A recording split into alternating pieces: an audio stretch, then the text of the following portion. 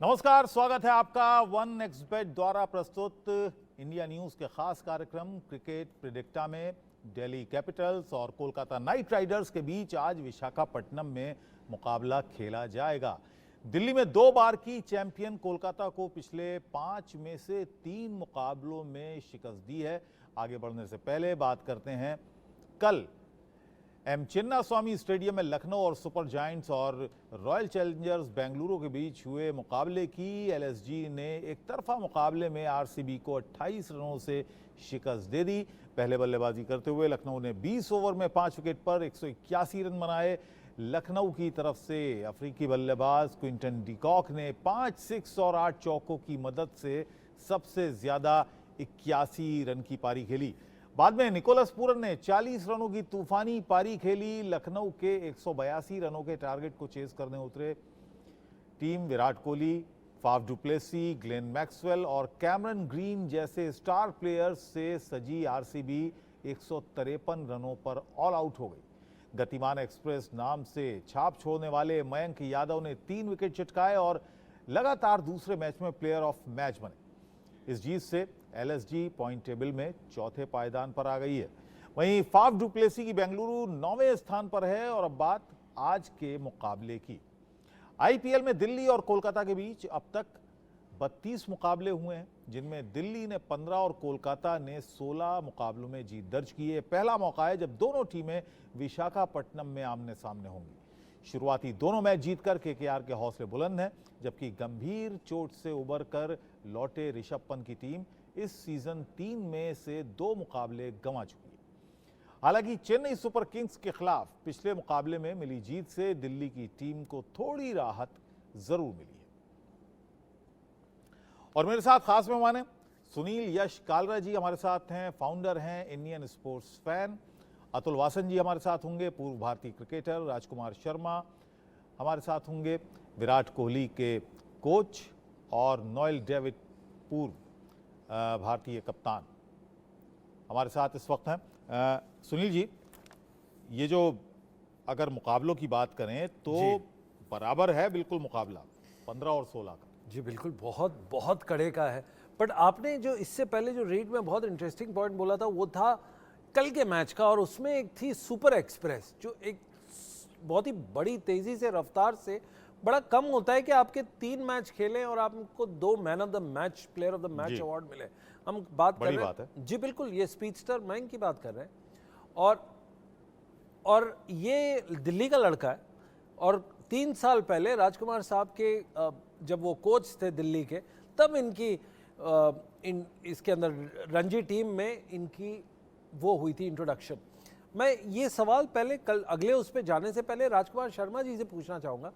राजकुमार sir, ये जब आपने इस प्रतिभाशाली प्लेयर को अंडर 19 के कैंप में देखा, तब आपने कैसे बोल्ड डिसीजन लिया कि इसको रणजी टीम में होना चाहिए और बड़ों के साथ खेलना चाहिए? वो जरा आप हमारे दर्शकों को और फैंस को बताएंगे सर।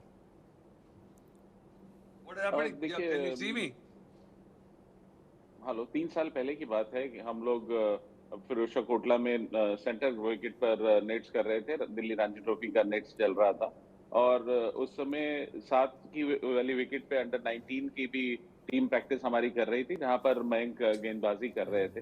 तो हम लोग सेलेक्टर्स और मैं खड़े हुए थे और हम देख रहे थे इस लड़के को बॉल करते हुए जी। और वो इतना प्रॉमिसिंग लगा उसी स्टेज पर कि मैंने उसको अपने नेट्स पे बुला लिया, रणजी ट्रॉफी के नेट्स पे बुलाया और वहां पर गेंदबाजी करने के लिए उनको बोला और उन्होंने वहां पर गेंदबाजी की। तो वहां पर भी सरप्राइज किया अपने पेस से, जो रणजी ट्रॉफी के हमारे बल्लेबाज थे उनको भी। एंड ग्रेजुअली वो दिल्ली की टीम में आ गए और स्ट्रेट अवे उनको 11 में विजय हजारे में मैंने खिलाया और मुश्ताक अली में, और वहां पर भी उन्होंने बहुत बेहतरीन चंडीगढ़ में गेंदबाजी की और एक बहुत ही अच्छा मैच उस स्टेज पर भी, आज से 3 साल पहले बता रहा हूं मैं, उन्होंने दिल्ली को जिताया अपनी पेस से। नहीं, ये बैक स्टोरी जाननी बड़ी जरूरी होती है, क्योंकि आपके ऊपर भी थोड़ा सा ब्रेव डिसीजन था कि एक 19 साल के बच्चे को जो वो अंडर 19 खेलना है, आपने सीधा रणजी में चांस दिया वो, और उसके बाद उसने ऐसी स्पीड पे अपना कारनामा दिखाया, वो देखते ही मनता था। और अभी जो आईपीएल में आप देख रहे हैं, इसकी एक्चुअल नींव 3 साल पहले रखी गई थी। बहरहाल आज के मैच पे चलते हैं। दिल्ली का और कोलकाता नाइट राइडर्स का दोनों की फैन बेस तकड़ी है, दोनों के प्लेयर्स बड़े इंटरेस्टिंग हैं। और एक अब इंटरेस्टिंग बात इसमें ये पता चलती है कि श्रेयस अय्यर पहले दिल्ली की तरफ से कप्तानी करते थे और उस टाइम पे लंबे लंबे स्कोर केकेआर के अगेंस्ट खेले थे। नजरें इसी प्लेयर पर रहने वाली हैं। आज के डीसी में आपने बड़े लंबे लंबे शॉट मारे हैं, आज देखते हैं क्या होता है जब डीसी के खिलाफ आप खेल रहे हैं। एब्सोल्युटली, उन्होंने लंबे शॉट्स भी किसके खिलाफ मारे? कोलकाता नाइट राइडर्स, जिसके आजकल वो कप्तान है। जी, नोएल भी हमारे साथ जुड़ गए हैं। नोएल डेविड पूर्व भारतीय क्रिकेटर है। नोएल, क्या प्रेडिक्शन है आज के मैच पर आपकी? इट्स गुड, अच्छा मैच रहेगा आज, बिकॉज काफी अच्छे प्लेयर्स है दोनों साइड में, बैलेंस्ड है, उनकी बॉलिंग भी अच्छी है केकेआर की और डीसी की भी। It's going to be a very interesting match because they are playing at Vizag पे खेल रहे हैं, जो एक प्लासिड विकेट रहेगा, रन्स जो इजी आएंगे, and I feel that it's going to be a tough match. जी चलिए, अतुल वासन जी भी जुड़ गए हैं। अतुल जी, किन खिलाड़ियों पर नजर रहेगी?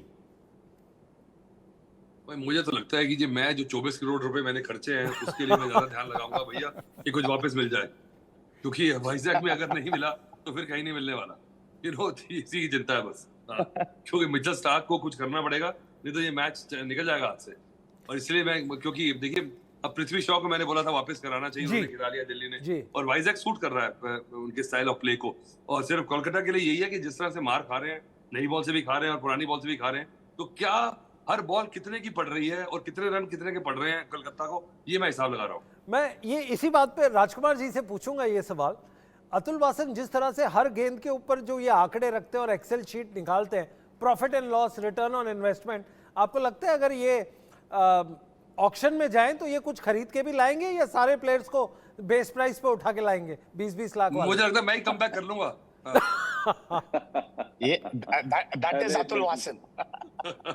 अच्छा, बहुत सारे खिलाड़ी इन्होंने, क्योंकि पृथ्वी शॉ की बात की है अतुल जी ने, बहुत सारे खिलाड़ी ऐसे होते हैं कि हर मैच में बहुत लंबे लंबे स्कोर नहीं करते हैं जी, लेकिन जब वो फील्ड में होते हैं आईपीएल में, तब उनके जो उनका खेल है उसको सभी इंजॉय करते हैं, और पृथ्वी शॉ उनमें से एक है। अतुल जी? अरे बिल्कुल सही, क्योंकि देखिए उसका क्या है कि he is a touch player, उसकी हैंड आई कोऑर्डिनेशन है। अगर आप देखें, इज नॉट वेरी फिट, जिस तरह से उसका और उसकी जो लाइफस्टाइल है, चलिए वो उसको मैं जज नहीं करूंगा, क्योंकि आजकल के हिसाब से वो ठीक है, क्योंकि अगर वो अपना करियर बना रहा है, इंडिया के लिए खेल गया, नहीं खेल पा रहा है, क्योंकि इंडिया के कई स्कीम ऑफ थिंग्स में कई बार कुछ चीजें जो टेस्ट पास करना होता है, कई चीजें करनी होती है, वो नहीं कर पा रहा है, फिर भी वो अपना एक करियर, अपनी लाइफ जी रहा है, तो we should not hold that against him. We had hopes from him कि इससे ज्यादा कुछ करेगा, बड़ा प्लेयर बनेगा, पर अब लाइन में बहुत पीछे लग गया है। अब मौका बहुत मुश्किल से आएगा, क्योंकि जायसवाल आ गए हैं, पडिक्कल आ गए हैं, बहुत सारे पटीदार आ गए, तो मुझे लगता है कि अब वो गेम गया, पर अब वो आईपीएल में अपनी रेलेवेंस बनाए रखे, ये उसके लिए बहुत बड़ी बात है। और जिस तरह की गेम है ना उसकी, बड़े अच्छे तरह से हाथ उसके बहुत तेज है, और मुझे लगता है कि बिना नोएल जी, अगर डेविड वार्नर की बात करें, डेविड वार्नर अलग खिलाड़ी है। आप पृथ्वी शॉ की बात कर रहा था मैं, पर डेविड वार्नर भी देखिए अब अपने एक्सपायरी डेट के आसपास आ गए हैं, तो कितनी पोटेंसी रहेगी उनकी दवाई में, ये देखनी पड़ेगी जब तक चल रहा है। जिस तरह से वो फील्डिंग कर रहे हैं उससे लगता नहीं है वही जोश और वही फुर्ती है आज भी डेविड वार्नर में। पर ये क्वालिटी जो है ना, ये जो इंटेंसिटी है, ये ऑस्ट्रेलियन खिलाड़ियों में है।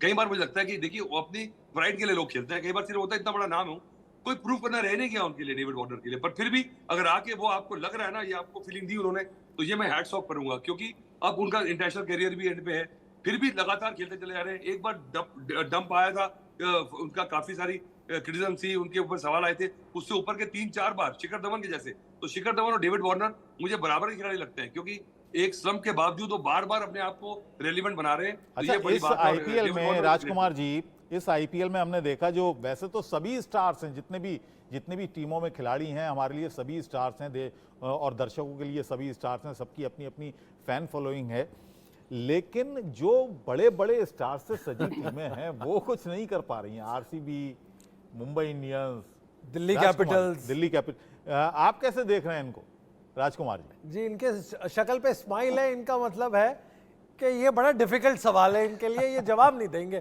क्यों अतुल? नहीं, डिफिकल्ट नहीं है सुनील, डिफिकल्ट नहीं है एक्चुअली, ये बड़ा डिसअपॉइंटिंग है। मैं कहूँगा बोथ आरसीबी और मुंबई इंडियंस दोनों के लिए बड़ा डिसअपॉइंटिंग है कि आप इतने बड़े बड़े स्टार लेके ग्राउंड पे डिलीवर नहीं कर पा रहे हैं। और जितनी इतनी एक्सपेक्टेशंस है, आप मैं परसों मुंबई के मैच में वहाँ मुंबई जी। में था, और जिस तरह पब्लिक वहाँ सपोर्ट करती है मुंबई को, या आप अगर आरसीबी का मैच देखें, जिस तरह जितने लॉयल हैं आरसीबी के फैंस, मैं कहता हूँ शायद उनसे ज्यादा जी। कोई लॉयल नहीं होगा अपने टीम के लिए। लेकिन अनफॉर्चुनेट है क्योंकि बैलेंस टीम का ठीक नहीं है। आप देखें, बहुत हैवी बैटिंग लाइनअप होता है आरसीबी का, लेकिन बॉलर्स हमेशा दिखेंगे आपको कि मार खाते हुए 250 रन भी नहीं डिफेंड करेंगे, 200 रन भी 18 ओवर में उनके चेज हो जाते हैं। तो इस तरह टीमें नहीं बनती। कहीं ना कहीं वहां पर मुझे लगता है कि कैलकुलेशन में कमी है। कहीं ना कहीं जो मैनेजमेंट है उसको सोचने की जरूरत है कि किस तरह बैलेंस टीम का बनाया जाए, लोकल प्लेयर्स अच्छे लिए जाएं जो डिलीवर करें। खाली आप डिपेंड नहीं कर सकते मैक्सवेल पे, ग्रीन पे, फॉफ पे कि वही डिलीवर करेंगे, या विराट कोहली पर। आपको लोकल प्लेयर्स भी अच्छे चाहिए, लोकल बॉलर्स अच्छे चाहिए। तो कहीं ना कहीं वहां पर सोच में थोड़ी सी मुझे लग रहा है कि कुछ कमजोरी है। अब इसके अंदर अतुल ने एक बहुत इम्पॉर्टेंट पॉइंट निकाला है कि डेविड वार्नर अपनी एक्सपायरी डेट के आसपास घूम रहे हैं, पर फिर भी जिस हिसाब से वो जिस हिसाब से वो खेल रहे हैं वो बहुत ही काबिल तारीफ है। एवरेज 34, स्ट्राइक रेट ऑफ 150 बहुत अच्छा होता है, स्पेशली एट दिस। बट उनकी एक और शानदार बात है जिसके ऊपर हम सब एग्री करेंगे या करना चाहते हैं कि उनके अगेंस्ट कभी भी हूटिंग या बू होता है, वो उसको अपने अगेंस्ट अपने लिए लेके आते हैं और अपने को चेस्ट थंपिंग करके अपनी गेम को एक स्तर ऊंचा उठाते हैं। क्या पब्लिक को वो इंसुलेट कैसे करते होंगे और उन पे इतना इफेक्ट क्यों नहीं पड़ता है? अतुल, आपके हिसाब से जस्ट एज अ प्लेयर जब कोई हुटिंग करता है, आपके दौर में भी एक प्लेयर था जो अभी हिंदुस्तान का कोच भी बना है, वो हिंदुस्तान के किसी भी जगह पे जाते थे तो हुटिंग होती थी, पर वो अपने आप बड़ा मेंटली अपने आप को फोकस रखते थे। तो जोन आउट होना बड़ा जरूरी है। मैं रवि शास्त्री की बात कर रहा हूँ। भाई रवि शास्त्री की याद है, आपको याद है एक बार रवि शास्त्री हाई हाई शुरू हुआ था, और रवि शास्त्री बेस्ट प्लेयर थे इंडियन टीम के।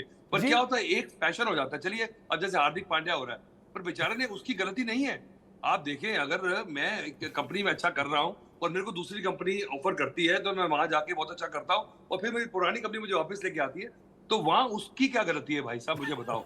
वो तो देखिए, हुटिंग का मामला अभी आया था, अभी मैं सुन रहा था अतुल जी, नवजोत सिंह सिद्धू को, के हुटिंग जो होती है और खास तौर से जो बाउंड्री लाइन पर होता है, और वो ये भी जिक्र कर रहे थे कि कभी कभी कैच छूट जाता है, कभी कभी बहुत सारी ऐसी चीजें हो जाती है, मिसफील्ड हो जाती है। नहीं। तो वो हुटिंग जो होती है तो उसमें खिलाड़ी परेशान जरूर होता है। वो कीर्ति आजाद की उन्होंने मिसाल दी थी कि वो एक मैच खेल रहे थे और उनसे कैच छूट गया था, तो किसी ने पेवेलियन से कहा कि लस्सी में डूबे हुए कव्वे, तो वो परेशान हो गए थे। नहीं तो, कोई बात नहीं। देखिए, अगर देखिए इस बात पे परेशानी होती है कि ये पर्सनल इंडियन क्या जो है ना, जो बड़ा पार्टीजन होता है, एक बड़ा सा ना, एक जो हमारे झुंड रहते हैं ना, वो कहते हैं चलो आज क्या बोल रहा है, आज क्या चल रहा है इंटरनेट पे, अच्छा सारे कह रहे हैं चलो मैं भी आज ये करता हूँ, मजे लेते हैं थोड़े से। तो इसलिए कुछ नहीं है। और मुझे लगता है कि आजकल में बुरा मानने की बात नहीं है। अगर हुटिंग हो रही है तो शाम को जाके हार्दिक पांड्या को सिर्फ अपना बैंक अकाउंट चेक करना है, वो भूल जाएंगे हुटिंग, इसलिए बस। तो इसकी दिक्कत नहीं है इसमें कोई। हाँ, पुराने प्लेयर्स कैसे इसको हैंडल किया करते थे, स्पेशली रवि शास्त्री की मिसाल दी थी मैंने आपको।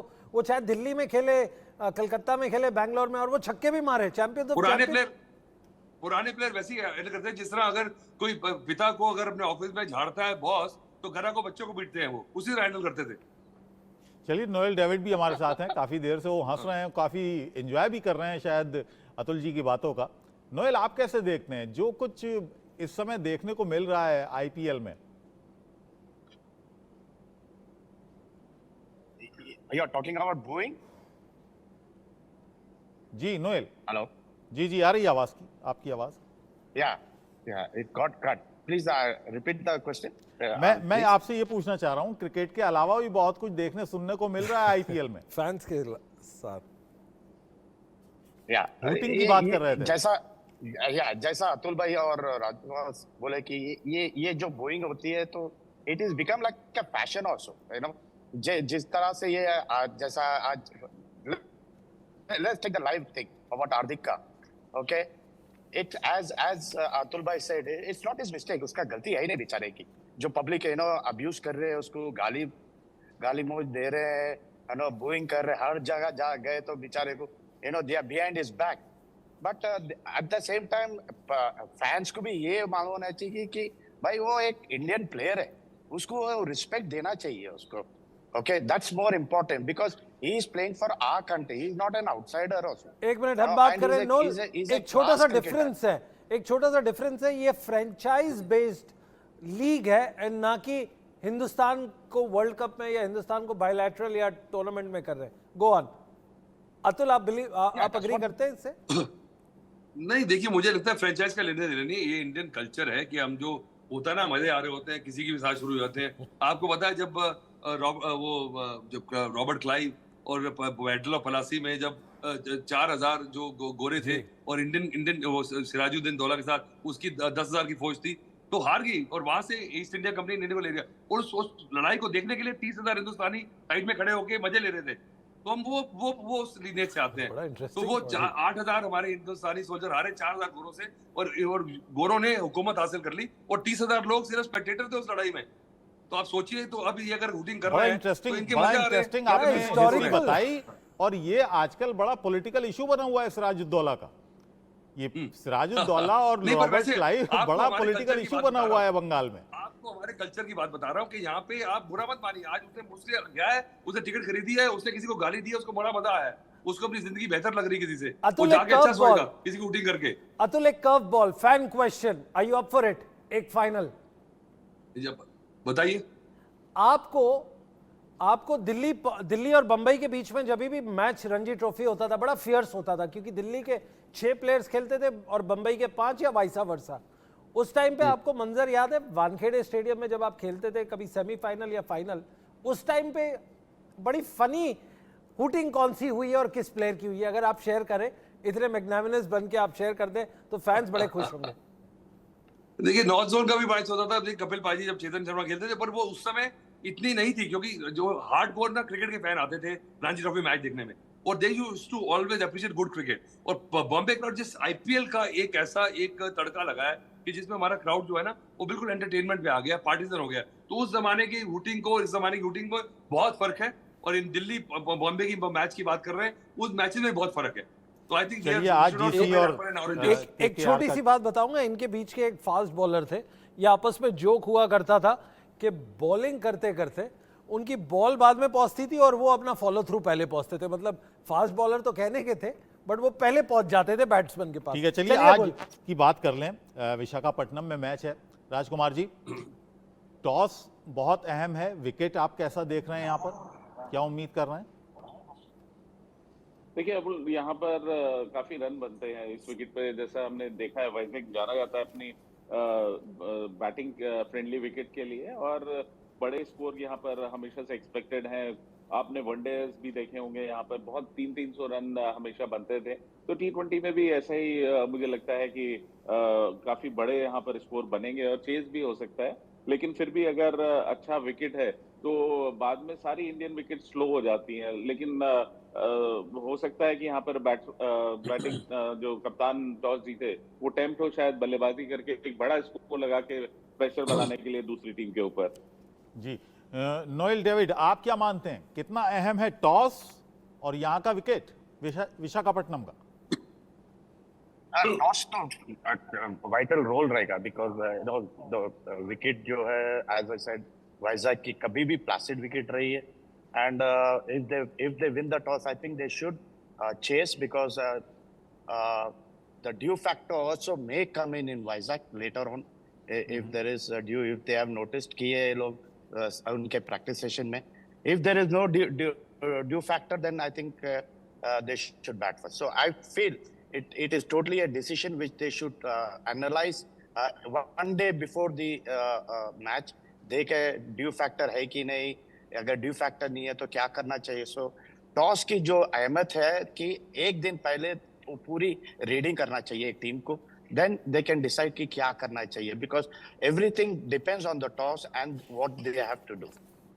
जी सुनील, आप कुछ इसके अंदर बड़ी इंटरेस्टिंग टीम्स के ऊपर भी थोड़ा सा बॉलिंग के ऊपर ध्यान दे दें जी. तो हमारे पास सुनील नारायण, एंड्रे रसल, हर्षित राणा और मिचेल स्टार्क.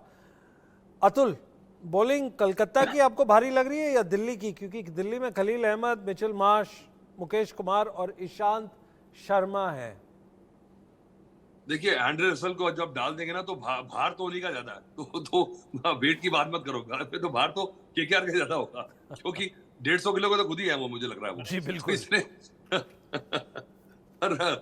और मुझे लगता है कि देखिए, मैं जैसे बॉल स्विंग, जैसे नोएल ने कहा ना, विकेट बड़ा मजेदार है, क्योंकि यहाँ पे आपको याद हो, यहीं से महेंद्र सिंह धोनी का एक लेजेंड शुरू हुआ था, जी। इसी मैदान में, इसी मैच में, यहीं से उन्होंने पाकिस्तान के अगेंस्ट जो 150 बनाए थे, मुझे लगता है Interesting. वहां से we set up and notice them. So it's a pitch for players who actually go for the ball, and I think when the pace is there, जब बॉल आता है ना बैट पे, तो रन भी बड़े बनते हैं, तो हाई स्कोरिंग मैच होगा मुझे लगता है। और बॉल स्विंग होगा तो मिचेल स्टार्क का ये है कि अगर विकेट के लिए गया और विकेट नहीं मिले तो मार बड़ी खाएंगे। तो मुझे लगता है कि यहाँ पे जो क्लेवरनेस है ना, सुनील नारायण इनको अगर हैंडल कर लिया तो यहाँ पे केकेआर मुसीबत में आ जाएगा। राजकुमार जी, पिछला मैच जो हुआ था विशाखापट्टनम में, 362 रन 40 ओवर में, 9 का रन रेट था और एवरेज ठीक ठाक थी। अगर आप बॉलिंग कोच है तो आप एडवाइस क्या करेंगे अपने बॉलर्स को? कंटेन करो मैच को, रोको, स्लो करो, या विकेट्स के लिए जाए?